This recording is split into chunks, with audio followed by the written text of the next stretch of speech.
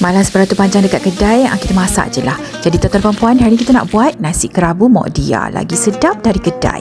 Resep ni senang sangat, yang baru belajar masak pun boleh buat. Caranya mudah saja. Ambil 4 pot beras dibasuh bersih bersama daun pandan, daun limau purut dan 4,5 pot air. Air ni dia dah siap rendam dengan bunga telang untuk dapatkan warna biru dia.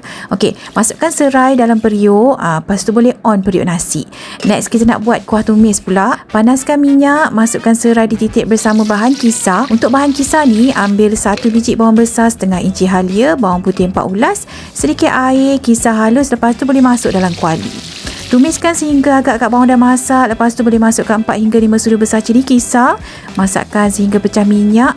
Lepas tu boleh masuk asam keping, gula nisang dan juga 1 kotak kecil santan. Garam secukup rasa dan penyedap kuah tumis ni 3 sudu besar budu. Kalau pekat sangat boleh tambah sedikit air. Biarkan masak sampai agak-agak dah keluar minyak. Siap dah kuah tumis kita. Next kita nak buat sambal kelapa pula. Senang je, masakkan 1 biji kelapa parut sehingga warna brown cantik macam ni. Lepas tu biarkan sejuk. Next kita ramaskan dia sampai hancur dan masukkan bahan tumbuk. Untuk bahan tumbuk ni, ambil 3 batang serai, sedikit halia, 1 sudu kecil lada hitam bersama 6 biji bawang merah. Letakkan garam secukup rasa dan juga sedikit gula nisang. Lepas tu boleh masukkan isi ikan selayang yang telah direbus. Siap tumbuk semua bahan. Bolehlah gaul rata dengan kelapa yang kita dah hancurkan tadi. Siap untuk dihidang. Mana nasi kita tadi? Cantik elok masaknya.